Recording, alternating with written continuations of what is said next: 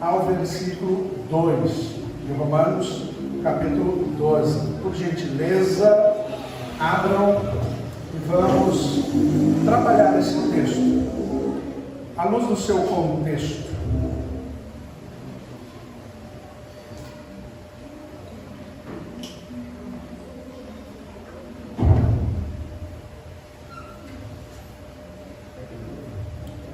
Todos encontraram? Romanos, capítulo 12, versículo 1 e versículo 2 somente. Essa é a estrutura aqui do que ele faz, apresenta, está contido em Romanos, capítulo 12, versículo 1 e 2. Diz assim a palavra do Senhor.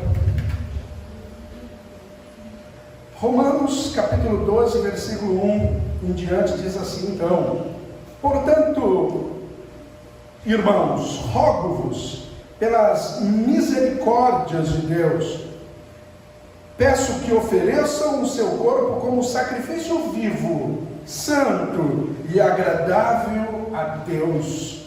Este é o culto racional de vocês. E não vivam conforme os padrões desse mundo, mas deixem que Deus os transforme pela renovação da mente, para que possam experimentar qual seja a boa, agradável, perfeita vontade de Deus. Vamos orar. Senhor Deus, a tua palavra foi lida, estamos aqui diante da tua presença que é santa, e Senhor, como um homem falho como eu irá falar sobre um Deus tão santo como o Senhor?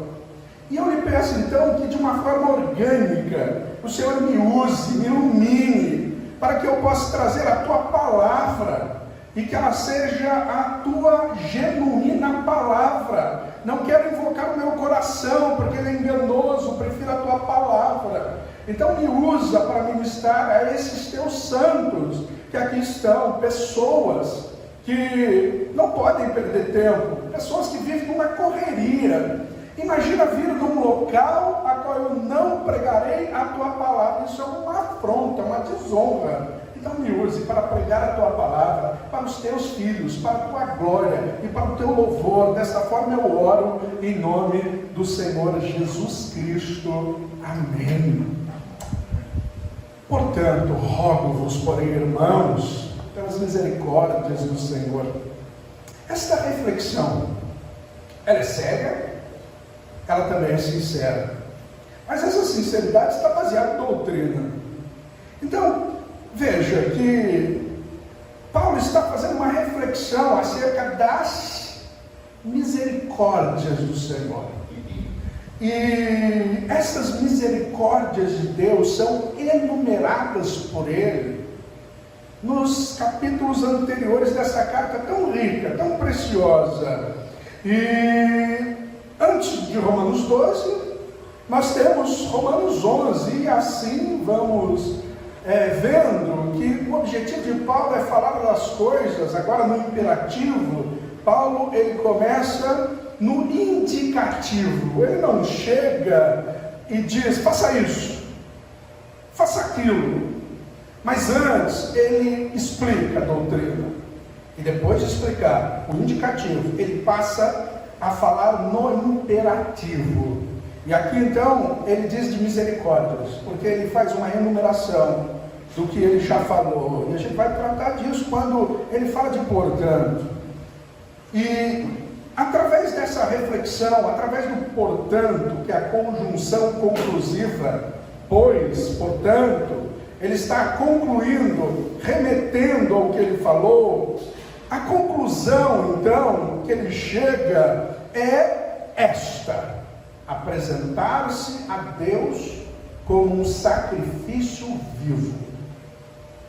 Apresentar a Deus os nossos corpos como sacrifício vivo, santo e agradável. Rapidamente, o que ele fala então? Para que você se situe no que agora ele está no imperativo falando. Sem considerar os pormenores, obviamente, mas de uma maneira rápida, do capítulo 1 ao capítulo 3 de Romanos, ele fala que todos, judeus, gentios, o mundo todo, no capítulo 1 ao 3, na metade do 3 ele diz, está condenado, todos estão condenados ao inferno, nenhum escapa, e ele diz isso em Romanos capítulo 3, versículo 10, que não há um sequer que tema, que busque, que ame, todos se extraviaram. Então ele diz isso, ele conclui de uma maneira não emocional, mas forense, jurídica, dizendo, todos estão condenados. E depois, na segunda metade do capítulo 3 até o capítulo 5, ele diz então, como Deus justifica pecadores. Qual é a solução de Deus para salvar pecadores? Então ele apresenta isso nos textos que eu mencionei, do capítulo 3, segunda metade ao capítulo 5. Então depois, no capítulo 6, ele fala como Deus nos livrou do pecado, para que pudéssemos estar livres do pecado. Alguns confundem a doutrina reformada, quando dizem que Deus pega o homem e leva o homem coercitivamente, isto é, pegando pelo colarinho, forçando-o a ir a Deus. Mas Romanos 6 diz que Deus o liberta. Então ele olha para o Cristo sangrento, e agora ele livre, ele acessa a Deus. Então o capítulo 6 diz isso, e o capítulo 7 diz de um problema, porque a lei e o relacionamento a qual tínhamos com a lei é um relacionamento de acusação. A lei mostrava que estávamos condenados, a lei estava declarando culpado, e agora no capítulo 7 ele diz que agora em Cristo Jesus o relacionamento com a lei é outro. Agora nós não somos mais condenados pela lei. E o capítulo 8 ele diz como um cristão vive, com as dificuldades do presente momento, como também a grande esperança a qual ele tem. E aí do capítulo 9 ao capítulo 11 é um capítulo dispensacional, a qual ele fala do Evangelho em relação a Israel. E no capítulo 9, precisamente, ele fala de soberania. E no capítulo 10 ele fala de responsabilidade humana. Esse é o grande problema de alguns que olham a Bíblia e fazem uma interpretação chamada crítica textual. Isto é, se não ser compatível com a minha lógica, eu tenho que criar uma filosofia, um mecanismo do meio para resolver esse problema, porque é um problema falar de responsabilidade humana e soberania divina, porque se Deus é soberano, a liberdade tem que ser cerceada. Mas quando colocamos esses dois textos, embora ele não seja compatível com a minha lógica, mas é o que as Escrituras dizem, então eu recebo os dois textos como as verdades de Deus, sem querer, em detrimento a um, massacrar o outro, suprimir o outro. E então é apresentado soberania divina, e é apresentado responsabilidade humana. Então no capítulo 11 ele fala do futuro de Israel. Há uma divergência, mas pode ser que seja de fato Israel étnico aqui. Pois bem, aqui ele apresenta todas estas misericórdias de Deus. E agora, então, apresentando elas, ele diz, portanto. Como eu já disse, portanto, é uma conjunção. É uma conjunção conclusiva. Ele concluiu algo que ele falou e agora expressa isso dizendo, faça. Isto é uma conclusão de um raciocínio e uma exposição feita de coisas anteriores. E por isso que eu quero apresentar esta exposição com um tema que nós, e é muito caro esse tema para nós, chamado suficiência das Escrituras. Nós sabemos que a Bíblia é suficiente para tudo que eu preciso para crer. Eu não preciso de o pastor chegar e falar, irmão, Deus vai fazer isso, irmão, Deus vai fazer aquilo. Nas Escrituras contém tudo que eu preciso para crer. Como também nas Escrituras contém tudo o que eu preciso para viver. Não precisa uma religião, através de um legalismo, seja ele positivo ou negativo, dizer assim: você precisa fazer isso.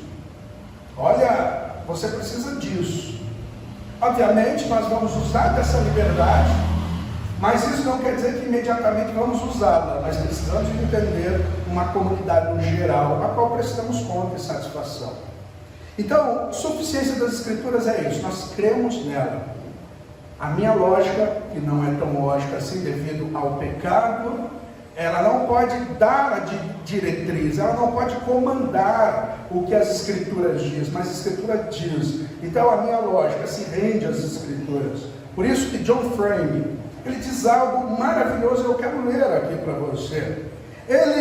Então John Frame, ele define a autoridade da Bíblia como a Escritura Sagrada da seguinte forma: isso é, abre aspas para ele, isso é o que significa dizer que a palavra de Deus é autoritativa.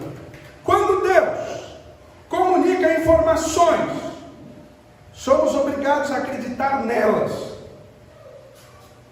Quando Deus nos diz para fazer alguma coisa, somos obrigados a obedecer a Ele. Quando Deus nos conta uma parábola, somos obrigados a nos colocar na narrativa e meditar sobre as implicações dela. Quando Deus expressa afeição, somos obrigados a apreciar e retribuir estas afeições. Quando Deus nos promete algo, somos obrigados a confiar no que Ele prometeu. Isso é suficiente. Se Deus expressa afeição, temos que retribuir. Se Deus comunica, temos que ouvir. Se Deus manda, temos que obedecer.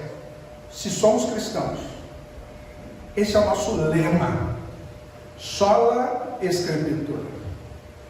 E veja que a sociedade contemporânea, por isso que então Paulo diz: rogo-vos, porém, irmãos, que apresenteis os vossos corpos como sacrifício vivo. É muito interessante o que ele está dizendo aqui, porque a sociedade contemporânea, e também a de Paulo, idolatrava o corpo. As academias hoje de ginásticas estão lotadas, e não vejo problema a pessoa buscar saúde, e é necessário que busque. Mas antes não era assim, sim, mas ele não tinha carro. Por exemplo, um judeu andava em média 30 km por dia. Você não anda isso, nem no ano talvez. Então, obviamente, precisamos de outros recursos para que a gente se mantenha, em forma. Então, não é isso que eu estou dizendo. Mas gastamos rios de dinheiro com cosméticos, cultuamos a beleza, como também cultuamos a força. Mas a palavra de Deus, entretanto, nos ensina não a cultuar o corpo, mas cultuar a Deus por intermédio do nosso corpo. É aqui o que ele está dizendo, é isso. E Calvino explica isso de uma maneira fantástica. Ele declara isso de uma maneira fantástica quando ele diz assim: por corpos aqui ele tem em mente não só a soma de pele e ossos, mas a totalidade daquilo que somos compostos. O ser humano é composto. Deus é simples, o ser humano é composto, o ser humano é complexo. Mas aqui ele está dizendo que é a totalidade desse ser composto. Ele então adotou esta palavra, Paulo, para que pudesse designar mais plenamente tudo que somos, pois os membros do corpo são os instrumentos pelos quais executamos os nossos próprios propósitos. E agora precisamos, com esse corpo, executar os propósitos e os desígnios do Senhor. Então ele fala: rogo-vos, porém, pelas misericórdias. Isto é, aqui há uma totalidade de misericórdia. São misericórdias. E essas misericórdias divinas chamam-nos pela nossa totalidade. Então ele não está fazendo aquilo que às vezes a teologia faz, os gnósticos faziam, ver o corpo separado, espírito, alma, corpo, mas ele está dizendo nessa composição. E por isso a totalidade das misericórdias do Senhor invoca a totalidade do que somos, a nossa vida. Isto é expressado aqui de uma forma única. Rogo-vos, porém, irmãos, que apresentais os vossos corpos como sacrifício. E, obviamente, ele se utiliza de uma linguagem veterotestamentária. Ele, inclusive, o escritor de Hebreus fala sobre isso, que ele está também citando o Antigo Testamento, em Romanos capítulo 13, versículo 11. Então, essa linguagem de sacrifício, e eu lembro, inclusive, de Gênesis, capítulo 22, quando, então, Abraão é solicitado, uma ordem é dada para ele, para que ele levasse o teu filho para sacrificar. Então, lembra que Isaac diz em Gênesis 22, 7, pai, eu estou vendo aqui a lenha, estou vendo aqui o fogo, mas aonde está o cordeiro? Então, o que Abraão fala profeticamente, e o Antigo Testamento é profético, o Novo Testamento é explicativo, Deus proverá para si o cordeiro. Então, Abraão, quando estende aquele cutelo para matar o teu filho, um anjo o interrompe dizendo, cesse. E aquilo que era o sacrifício desce vivo. Esse é o nosso sacrifício. Por isso que é delimitado, embora apresentado no Antigo Testamento, não há dúvida que Paulo usa dessa ilustração, mas é evocado nos cultos, então, nos templos de outrora, dos judeus. Mas imediatamente, porém, Paulo aqui deixa claro os limites dessa figura a qual ele utiliza. Agora não se trata mais de corpos mortos, como é o de animais, mas sim do vosso corpo, de corpos vivos. Não se trata mais de cadáveres, mas se trata de sacrifício vivo. E se levarmos em consideração o que ele fala no versículo 2, Paulo não está convidando para o martírio, embora isso possa acontecer, mas ele exorta a entregar o corpo. E quando lemos, ele está se conectando ao que ele mesmo escreve, em Romanos capítulo 6, versículo 11, podemos entender isso, a qual ele diz assim: também vocês, considerem-se mortos para o pecado, mas vivos para Deus em Cristo Jesus. Isto é, ele está dizendo, apresentai os vossos corpos como sacrifício vivo. Ele está dizendo o que ele diz em Romanos 6,11, vivam para Deus. É um imperativo, é uma ordem. Nós cremos, somos cristãos. Ninguém pediu para que você se autoproclamasse como cristão. E se você é cristão, esta é a solicitação. Quando eu digo solicitação, é até um eufemismo, porque é um imperativo, é uma ordem para um cristão. Sem um corpo, então, repare, imagina você sem um corpo. Isso é o que muitas vezes há uma escatologia de algumas teologias defende, e me parece que é assim, que um dia nós libertaremos do corpo, mas isso é gnóstico, obviamente, e a gente vai ficar numa nuvem sem corpo, ou com um corpo diferente, com uma auréola, e ali eternamente cantando, umas coisas um pouco sem sentido para nós, porque nós vivemos com esse corpo, parece ser estranho, então, não tê-lo mais. Então, repare que, sem o corpo, nós não poderíamos comer, nem poderíamos dizer nada, não poderíamos nem ouvir, inclusive nem sentir. Olha o quanto é importante o corpo. Sem os neurônios que estão no corpo, o nosso cérebro não poderia pensar, não poderia ler, não poderia compreender e não poderia crer. Não seríamos capazes de amar no sentido mais pleno, que é o relacionamento entre casais. Sem o corpo, não poderíamos fazer isso. Nem de fazer o bem a algum, ou nem de fazer o bem ao próximo. Repare que sem o corpo, nada faz sentido. E sabe, uma coisa mais interessante do seu corpo, é que sem o corpo, nós nem poderíamos ressuscitar. E é isso que a Bíblia diz que Deus vai fazer no estado da glorificação, quando Jesus voltar, é que o teu corpo será ressuscitado, glorificado no Senhor. Então você vai viver eternamente na matéria. Mas na matéria, então o problema não é a matéria. a qual os gnósticos dizem, a qual o marxismo defende. O problema é o pecado. E o pecado será arrancado.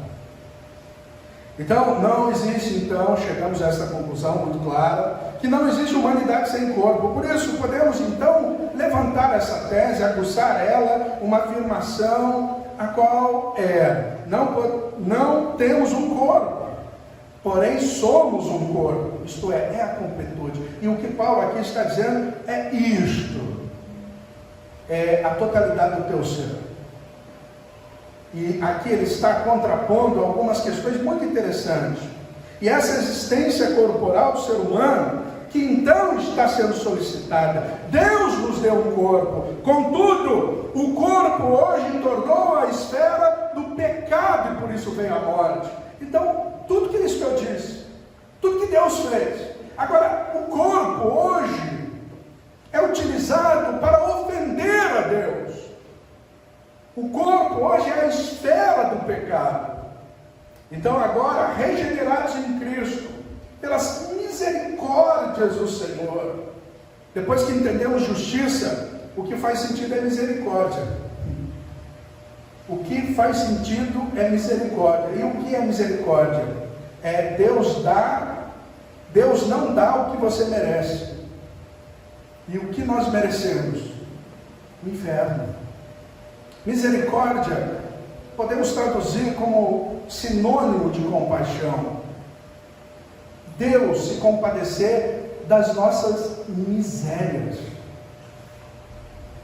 Queridos, por mais que sua mãe, eu chegava para minha mãe e falava assim, ela estava assistindo novela, aí eu entrava na frente de uma cena importante e falava, mãe, eu sou bonita, ela, lindo, sai da frente, sai da frente. Aí é uma maneira de eu ganhar elogios, né?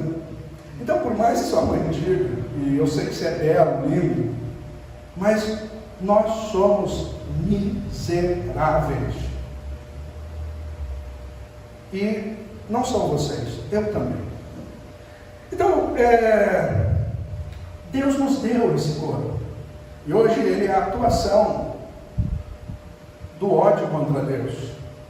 Então, por isso que também Paulo diz sobre um culto racional, e ele entra nesse debate, nesse tema, para também fazer conexão com religiões. Então, nesse sentido, que glorificavam as religiões racionalistas, do culto racional. E qual é a religião racionalista? Nós podemos dizer que, através do advento chamado iluminismo, Descartes, veio o racionalismo, uma cosmovisão, mas naquela época, um pouco diferente do iluminismo, é que o culto racional era um culto filosófico, e esse culto filosófico, eles eram contra sacrifício de animais, porque era sangrento, né? E eu lembro de Sproul, quando alguém levantou na igreja e falou, é muito horrível esse tipo de sacrifício. E Sproul, ele disse, sim, é horrível demais, é horrendo demais, eu não tenho outra coisa a dizer, é horrível, mas é a única, é uma forma de Deus dizer o quanto o pecado é horrível, e de repente você vê isso na morte de animais. Então, aí os racionalistas odiavam esse tipo de culto. Então eles diziam, não, nosso culto não tem a ver com matéria, nosso culto não tem a ver com sangue, nosso culto tem a ver com filosofia, abstração. Nós fazemos abstrações. E então Paulo contraria bruscamente as tendências da moda, embora faça uso das palavras aqui desse culto, mas num adendo claramente percebido aqui, ele tira essas expressões filosóficas e preenche de uma forma nova, verdadeiramente racional. E, obviamente, a palavra aqui, culto racional, é logiquez, que tem a sua raiz em João 1:1, que diz no princípio era logos. Então essa é a conexão. Porque quando João escreve isso, ele está contrapondo as religiões, porque o discurso era mitológico. O discurso não tinha bases evidentes, Mas agora ele apresenta uma religião distinta destas, ao dizer: o nosso culto, o discurso é evidente. O que Cristo fez, todos viram. E quem não viu, a história registrou. E tem muitas coisas que foi registrado em relação a isso. E 1 Pedro capítulo 2, versículo 2, diz assim: desejar ardentemente como crianças o leite espiritual. Não faz sentido o tradutor aqui colocar desejar ardentemente como crianças o leite racional. Não faz sentido. Mas a palavra aqui espiritual do original é logiquez também. Isto é a mesma palavra. Então, o que eu quero dizer é que racional e espiritual são sinônimos. Então, racional barra espiritual. Não faça dicotomia como alguns. Eu estou no monte, eu estou orando muito, enquanto isso você fica lendo a letra mata. Pelo contrário, é lógico. Então, Paulo ele preenche de uma forma nova essa expressão e apresenta o que é verdadeiramente racional. E o que é verdadeiramente racional? É apenas um culto que responde de modo coerente, adequado às misericórdias de Deus manifesta em Jesus Cristo, o nosso Senhor. O culto é responder de forma adequada a isto.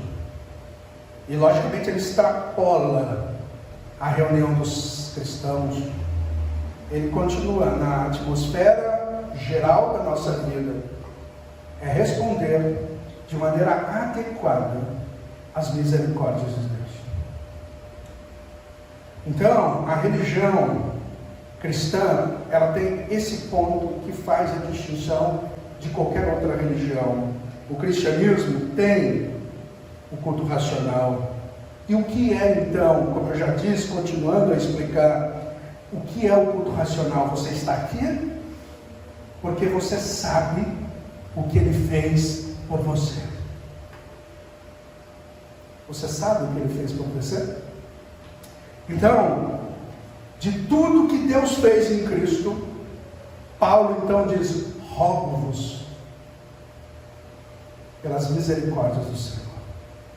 Eu imploro, para Kalel, ele está dizendo, para é estar do lado, Kalel, exortar.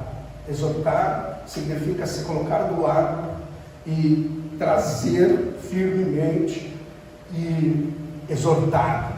Eu imploro para você, apresente o vosso corpo pelas misericórdias do Senhor. A maravilhosa bondade de Deus foi manifesta em todas as escrituras, mas ele está dizendo que ele escreveu aos Romanos, e foi descrita nos primeiros 11 capítulos dessa epístola. E ali falou da sua bondade, falou da sua paciência, falou do seu amor e da tua graça. Particularmente, ele está aqui ponderando, e esse é o grande tema, agora invocado no imperativo, na ordem. E qual é o grande tema? Romanos 1, 16, 17. Não me envergonhe do Evangelho, porque ele é o poder de Deus para salvar tanto os gregos, os judeus, quanto os gregos.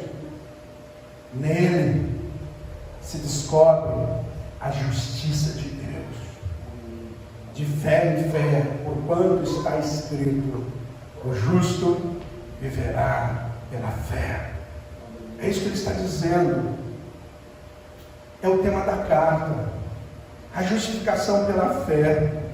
E é isso que ele está invocando a nós. O que ele está dizendo é que essas misericórdias divinas e soberanas conclamam a vida de dedicação plena, de compromisso irrestrito. Os sacrifícios de animais não causavam esses efeitos.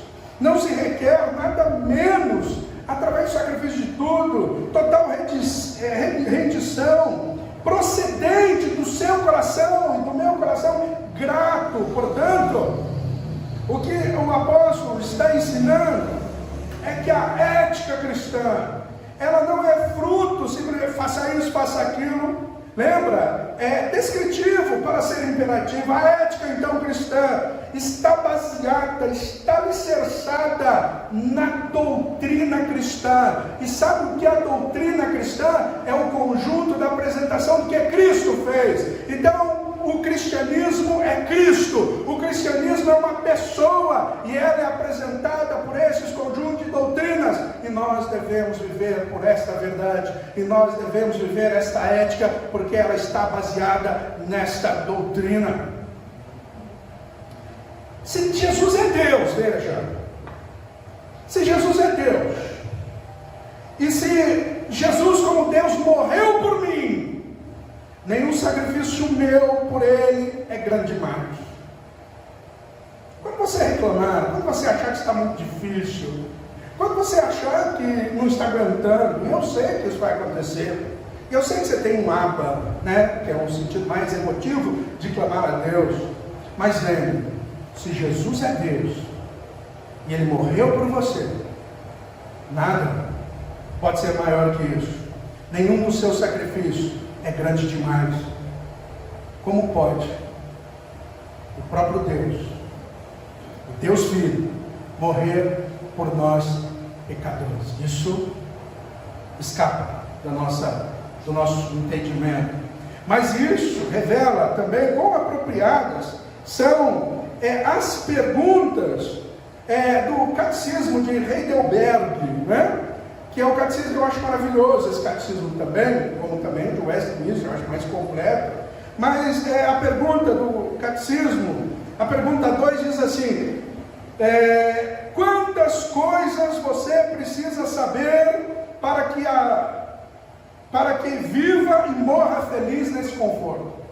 É muito interessante essa pergunta, porque todo mundo fala de vida, só imediatismo. Mas o catecismo diz: quantas coisas você precisa saber para que viva e morra feliz nesse conforto? E o catecismo responde dizendo: são 3 coisas. Primeiro, quão grandes são os seus pecados e misérias. Segundo, como sou libertado de todos os meus pecados e miséria. Terceiro, devo ser agradecido a Deus por esse livramento, a qual Deus me livrou dos meus pecados e da minha miséria. É isso que precisamos saber. Louvado seja o Senhor. Então, aqui é a aplicação das Escrituras. Repare que a epístola foi escrita aos Romanos. Você já leu a carta de outra pessoa? Isso é, inclusive, crime, né? No Brasil. Se você violar a correspondência, ler alguma coisa de outra pessoa, no mínimo é antiético.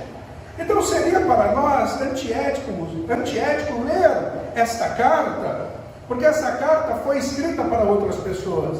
Obviamente não estou dizendo da temporalidade, de transcender todas as coisas.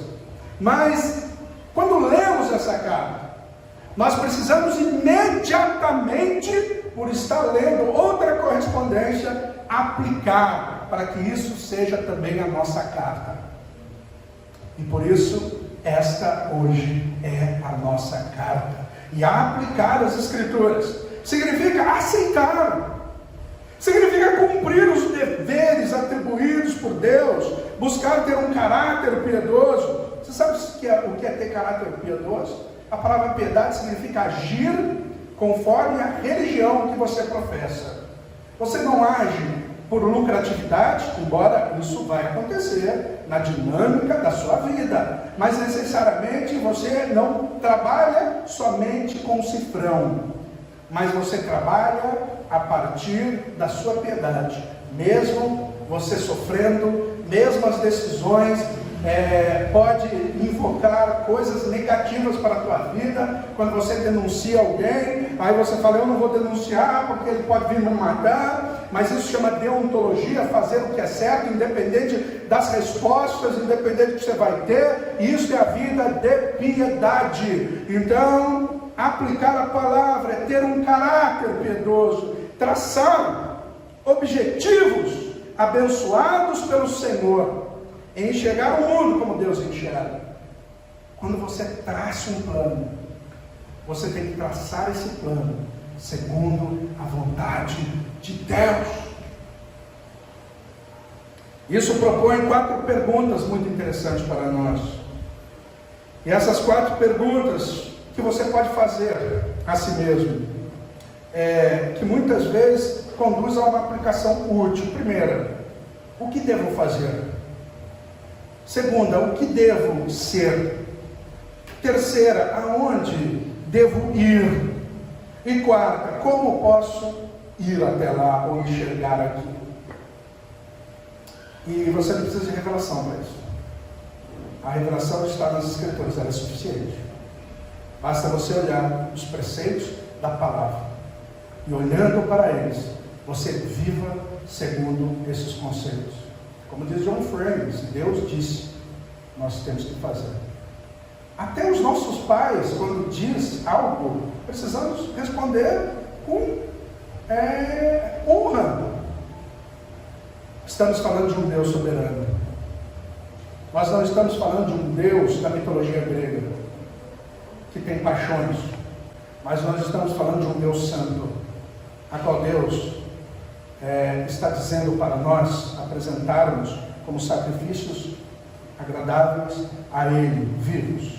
Isso que Paulo está aqui dizendo. Então, se você, querido, tem uma vida incoerente com o que as Escrituras dizem, eu quero dizer que o sacrifício não foi por você, nem como possibilidade.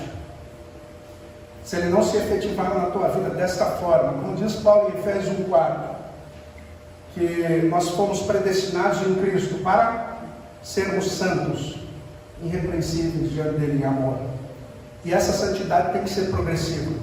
Eu não estou dizendo para você ser perfeito, isso será na glorificação, mas a palavra do Senhor invoca uma santidade progressiva. Você precisa melhorar, você precisa ser mais piedoso, você precisa evoluir, não no sentido darwiniano, mas você precisa evoluir no sentido de santidade.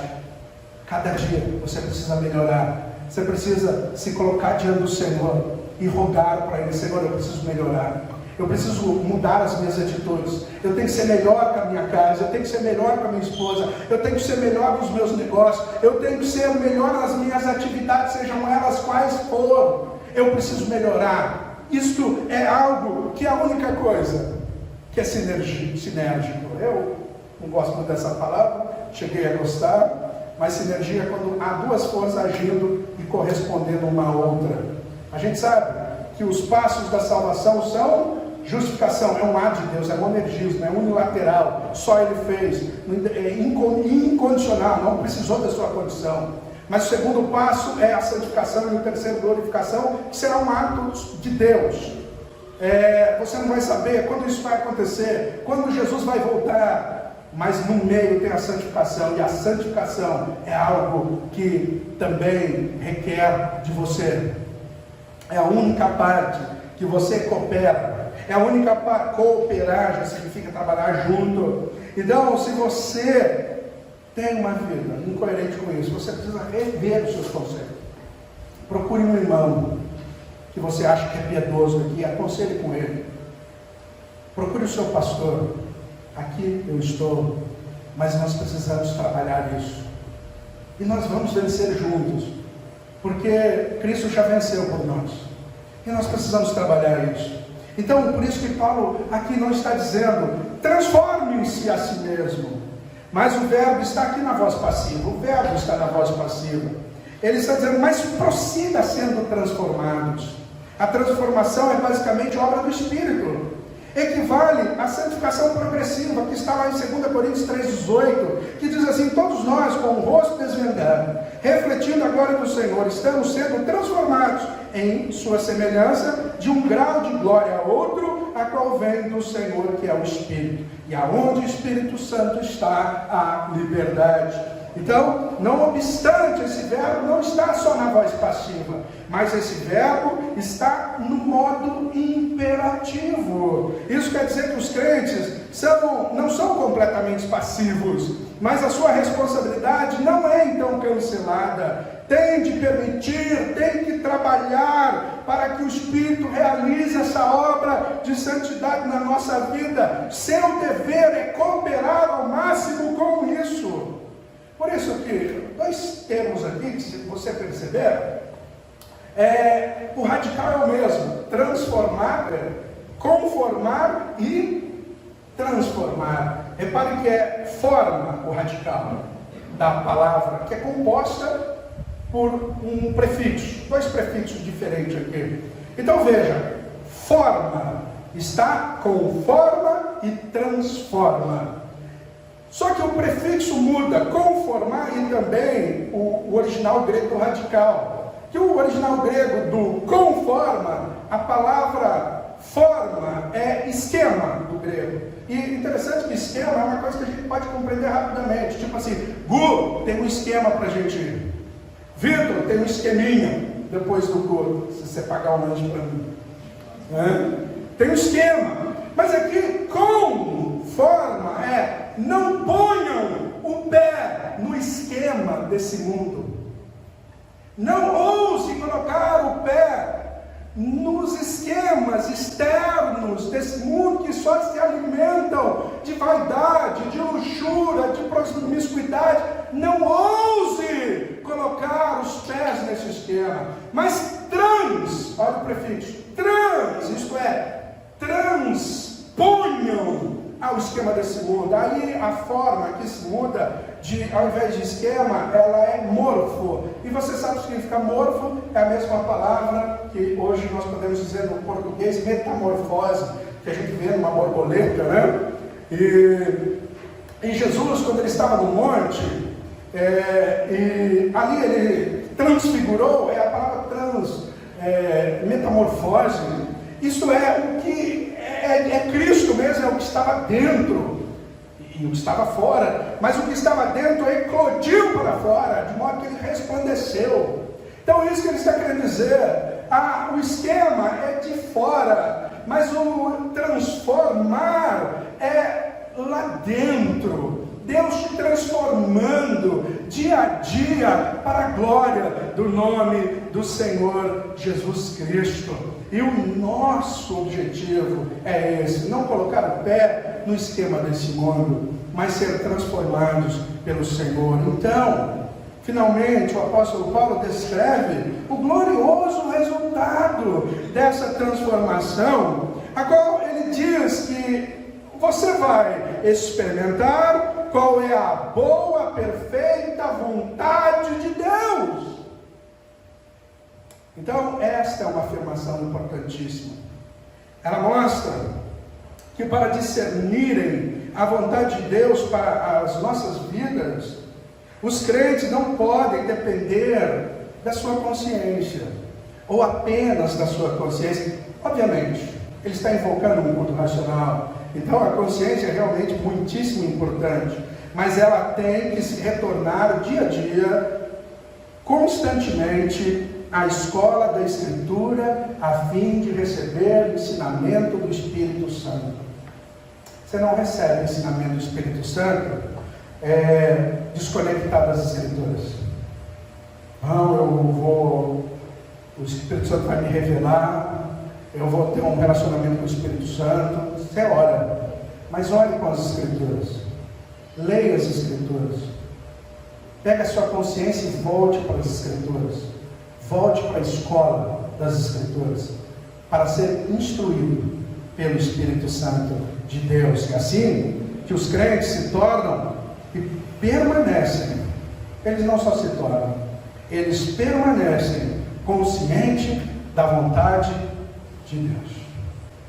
Eu quero chamar o louvor, e ao chamar o louvor, para ele se preparar para não ter aquele interlúdio, aquele espaço entre a conclusão da mensagem e todas essas demandas, eles já se preparam. Mas o que nós precisamos fazer? Eu adoro a Deus acima de todas as coisas, mas eu também gosto hoje, depois de velho, eu gosto de esporte. Eu tenho outras atividades, mas elas não podem ser maiores do que a minha atividade de busca do Senhor. Eu nunca posso deixar que o meu futebol seja maior que o meu desejo de ler as Escrituras. Que o Senhor não permita. Eu nunca posso deixar que o meu desejo de praticar esportes ou qualquer outra coisa seja maior que o meu desejo de olhar para as Escrituras, de chegar em casa, descansar, relaxar e olhar para as Escrituras e escutar Deus falando. Escutar Deus falando pela tua palavra. Nós não podemos nada na nossa vida, os nossos planos, e acho que alguns já me conhecem. Quando eu começo a fazer alguma coisa, eu fico tão empenhado naquilo, aí eu fico falando direto. O Vitor, que é muito chato, né? Ele fica falando: pastor, você já falou isso? Eu falei: lógico, eu estou falando para pessoas novas, mas você não sai da minha bota, por isso que você escuta 10 vezes a mesma coisa. Mas assim, é porque eu sou intenso nas coisas. Mas essa intensidade maior tem que ser pelo Senhor. E Jesus, ele disse algo para todos aqui, que está em Mateus 11, 29. Para que experimenteis qual seja a boa, a vontade perfeita de Deus. Como nós podemos saber isso? Mateus 11, 29 diz: tomem sobre si o meu jugo e aprendam sobre mim, que sou manso e humilde de coração. Vocês não acreditam, mas o meu irmão falou para mim parar de falar, mas eu vou falar. A próxima vez que você falar de jiu-jitsu, eu saio daqui. O Evandro falando, né? Mas o fato é que aí o jiu-jitsu é um xadrez humano, aí eu fico lá com o Vitor, e se nessa posição, então, eu gosto de aprender, eu gosto de filosofia. Eu gosto de aprender as coisas, eu gosto de aprender. Mas o que eu gosto é de aprender com o Senhor. Aprender sobre o seu coração. Tem uma passagem na Bíblia que os discípulos, João, quando estava ministrando, me parece que ali é André e Pedro, e os discípulos, quando Jesus passou, João falou: é ele. Os discípulos nem despediram de João, nem deram um beijo em João. Eles foram e acompanharam Jesus, porque João falava de Jesus. João não segurou ninguém dele mesmo. No seu ministério: eu sei que Jesus é bom, mas fica comigo, você depende de mim. E os discípulos chegaram, e Jesus está acostumado com as pessoas chegarem e dizer assim: cura o meu filho, cura minha filha, e nada. Mas não tem problema nisso. Mas Jesus, as pessoas querem pães e peixes. E aqueles discípulos chegaram para Jesus e disseram: onde moras? Você entende isso? Eles estavam dizendo: não quero um milagre. Não quero ser rico. Eu quero estar junto com o Senhor na sua casa, porque eu quero ver o Senhor acordar. Eu quero ver o Senhor sentar na mesa e tomar café. Eu quero tomar café com o Senhor. Eu quero te servir. Eu quero sair para caminhar com o Senhor. Eu quero escutar o Senhor. Onde moras? Aprendei sobre mim, que sou manso e humilde de coração. Aí você vai encontrar descanso para a sua alma. Esta alma inquieta, esta alma abatida, ela tem um refúgio. Como diz Agostinho de Hipona: Senhor, tu fizestes, foi feito para o Senhor, e a minha alma anda inquieta, até que de novo repouse no Senhor. Volte-se a Ele. Senhor, grande Deus, eterno Pai, poderoso e bendito entre todos e entre todos, Senhor amável, Senhor poderoso, Senhor de amor.